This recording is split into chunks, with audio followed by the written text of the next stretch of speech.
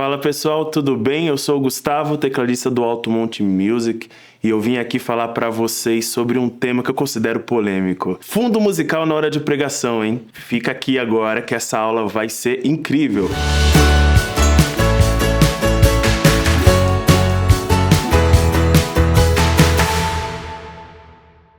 Olha, se tem uma coisa que é polêmica na igreja, entre músicos e pastores, é o fundo musical na hora da pregação. Eu falo isso porque, nesse momento, na verdade, a pregação é um momento muito delicado, né? Primeiro, porque a gente tem ali a dinâmica do pastor, a forma de ele, né, levar a palavra, e o mais importante, a gente tem o mover do Espírito Santo naquele lugar. Então, o tecladista ou o músico que estiver fazendo esse fundo musical precisa estar atento a isso, precisa ter uma sensibilidade. E às vezes acontece de, né, o tecladista ou o músico não ter essa sensibilidade e gerar uma atmosfera, um ambiente um pouco estranho. Por isso que eu vim aqui hoje. Eu quero ajudar vocês, galera aqui do Alto Monte, os Alto Monters, né, que acompanham a gente. Eu quero ajudar vocês, tecladistas ou qualquer músico, a fazer um fundo musical muito bom. Então, vamos para o nosso primeiro ponto, que é esqueça o ritmo. Ó, você pode não entender nada de música, né? Pode ser aquela pessoa que não entende nada. Mas uma coisa eu sei, você percebe quando tem aquela batida envolvente, aquele ritmo, né? Em alguma música que você nem sabe o porquê, mas você tá ali dançando, está envolvido. Isso acontece por causa de padrões rítmicos e o nosso cérebro é uma coisa muito complexa, né? Mas o mais importante disso é que o ritmo, o andamento, né? A velocidade da música, ela tem o poder de roubar a nossa atenção. E como a gente está falando aqui de fundo musical na hora da pregação, é muito importante a gente não querer buscar atenção, trazer atenção pra gente, né? Porque a gente tem que estar ali, em primeiro plano é o pastor trazendo, o pregador trazendo a palavra de Deus, né? Então, por que eu digo para esquecer os ritmos? Pra gente criar esse espaço, não trazer atenção pro instrumento, né? E também a gente conseguir acompanhar a dinâmica do pastor com mais flexibilidade. Eu vou dar um exemplo. Vamos supor que o pastor tá lá pregando e eu tô aqui com esse ritmo. Ou mais lento que isso, vai, só pra vocês não falarem que, mas isso aí tá muito rápido, então mais lento. E a palavra rolando. Às vezes o pastor tá só falando algo, tá desenvolvendo a ideia dele, né? E a gente tá aqui o tempo inteiro atrás dele fazendo isso. Em algum momento isso vai incomodar as pessoas e eu vou falar, o pregador também vai incomodar, ok? Então se a gente marcar muito o ritmo, a gente rouba a atenção, porque como eu disse, o ritmo tem o poder de, né, envolver a gente.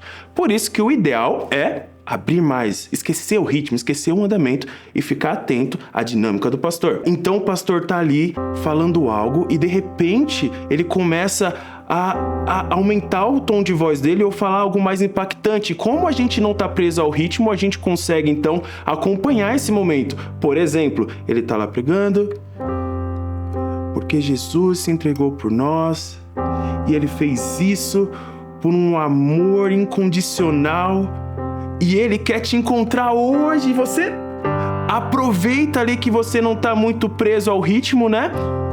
Um amor incondicional, ele quer te encontrar hoje, você consegue colocar o acorde e dar esse apoio pra ele, tá bom? Então, o ideal é isso, esqueça o ritmo, toque de uma forma mais espaçada, mas também não pode ficar muito tempo lá parado assim, esperando, ok? É só não ficar pensando 2, 3, 4, 1, né? E trocar de acorde, não.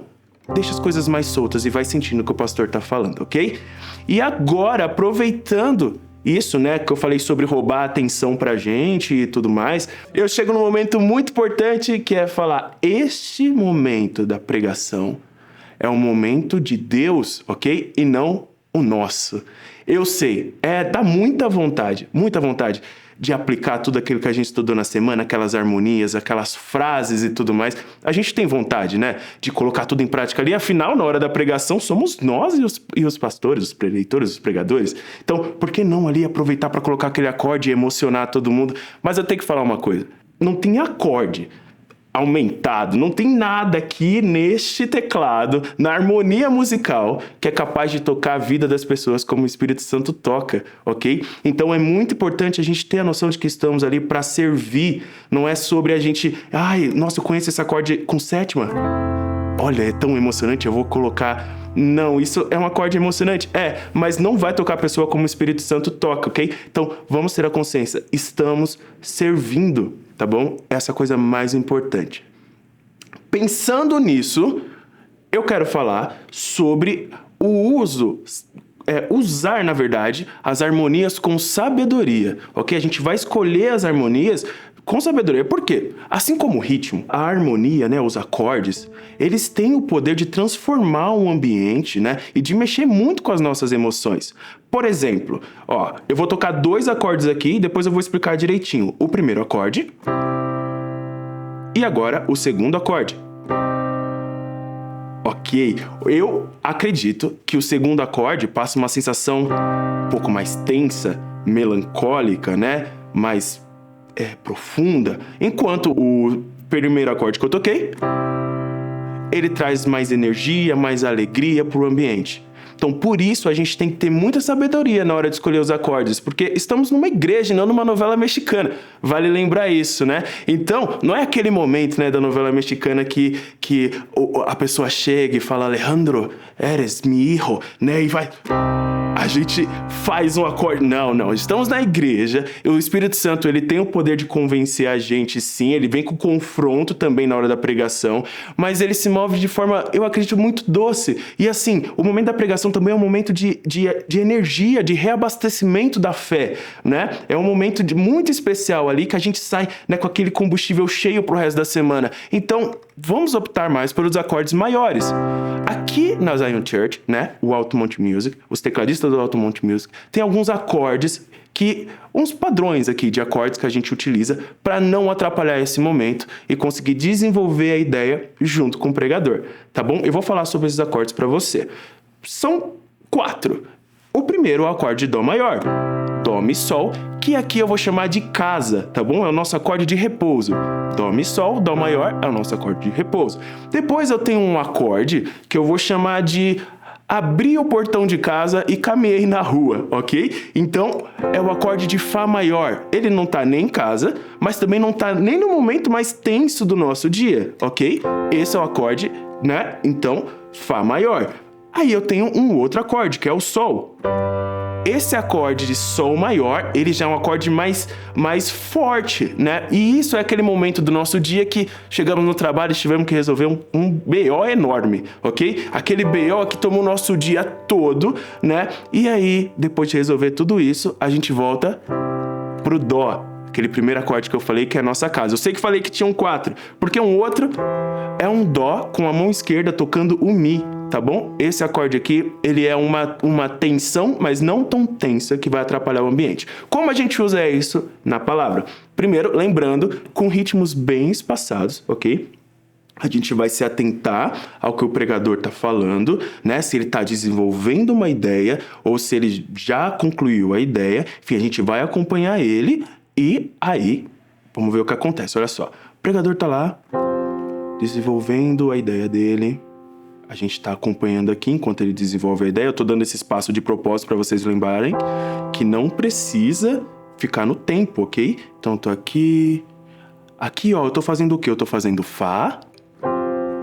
Tô tocando Fá, deixando o Fá soar. E depois eu vou tocar um Dó com a mão esquerda no Mi. Porque eu não quero também resolver a ideia. Lembra que o Dó mesmo é nossa casa?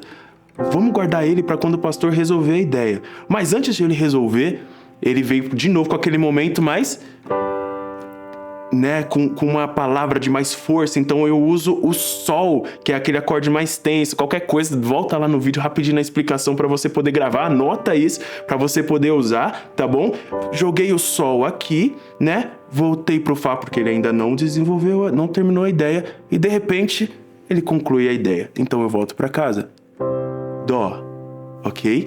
Então, olha que interessante, a gente conseguiu praticamente acompanhar todas as intenções do pregador com os acordes, ok? E a gente não deixou o ambiente tenso. Por exemplo, né, usando o acorde menor, né? Isso aqui não é proibido usar, mas tem hora certa para isso. Eu acredito que esses acordes aqui menores, eles funcionam muito em momentos de romper, assim, sabe? Uma oração mais forte, quando a gente precisa pegar a atmosfera e transformar num ambiente de guerra espiritual, de batalha, de oração. Então, eu acredito que esses acordes, eles funcionam bem, mas na pregação, como a gente tá falando disso, o ideal é usar esses acordes. Por exemplo, eu tô em Dó. Dó, Fá, Dó, com a mão esquerda no Mi, depois Sol, que é mais tenso, tá bom? E Dó. Ok? Então, vamos escolher nossas harmonias com sabedoria e não vamos, novamente, pensar que estamos numa novela mexicana. Isso também não é trilha sonora de filme, vale lembrar, ok? E chegamos então no nosso último ponto, que é: você tem um compromisso com a atmosfera. Deus quer te usar através da música. E para isso, eu queria convidar vocês a ler uma palavra comigo que está ali em 1 Samuel, capítulo 16, e a partir do versículo 14, ok? Eu vou ler alguns, vou dar umas puladinhas aqui, mas só para vocês entenderem. Versículo 14: o Espírito do Senhor se retirou de Saul, e o Senhor enviou o espírito maligno que o atormentava. Os servos de Saul lhe disseram: um espírito maligno enviado por Deus está atormentando o Senhor. Permita que procuremos um bom músico para tocar a harpa sempre que o espírito o afligir. Ele tocará música para acalmar o Senhor e o fará se sentir melhor. Então Saul respondeu: está bem. Encontrem alguém que saiba tocar bem e traga pra cá. Tocar bem, hein? Fica a dica pra você. Acha que só porque tá tocando pra Deus pode tocar de qualquer jeito. Não, a gente tem que estudar também. Por isso que esse canal aqui vai te ajudar muito, tá bom? Então, voltando ali, esse é o versículo 17. Eu vou pular um pouquinho pro versículo 21 e é o seguinte, versículo 21. Davi se apresentou a Saul e começou a servi-lo. Saul gostou muito de Davi e tornou-o seu escudeiro. E ali, né, passando para o versículo 23, a gente tem: assim, sempre que o espírito maligno enviado por Deus afligia Saul, Davi tocava a harpa, Saul se sentia melhor, o espírito se retirava dele. O poder, na verdade, não é só a música, mas como Deus ama usar a música para tocar a vida das pessoas de uma forma muito especial. Então, o que acontece é que às vezes a gente está ali tocando e fazer o fundinho da pregação, às vezes tem alguns tecladistas que não gostam muito. Eu sei, mas quando a gente vira a chave e enxerga o privilégio que é estar ali, né, permitindo que Deus nos use para tocar a vida das pessoas junto com o pregador, né, para trazer cura, libertação, assim como foi em Davi, tudo muda, né? Tudo muda. Então, a gente não está só tocando notas desconexas ou fazendo coisas aleatórias, não. A gente está ministrando também. Esse termo, essa expressão, você tem um compromisso com a atmosfera, veio de uma tecladista incrível que eu conheci num workshop que eu estava participando e ficou falando muito no meu coração. Eu espero que com essa aula eu possa ter sido claro e tenha te ajudado de forma bem prática a como melhorar o seu fundo musical na hora da pregação, tá bom? Se você gostou desse conteúdo, você já sabe o que fazer. É só deixar o like, ativar o sininho, se inscrever no canal, seguir no Instagram, Alto Monte Music. É só assim, se preparar para receber isso e muito, muito mais, tá bom? Eu tenho bastante coisa para falar para vocês, na verdade eu tô muito afim. Muito obrigado, pessoal. Tchau, tchau.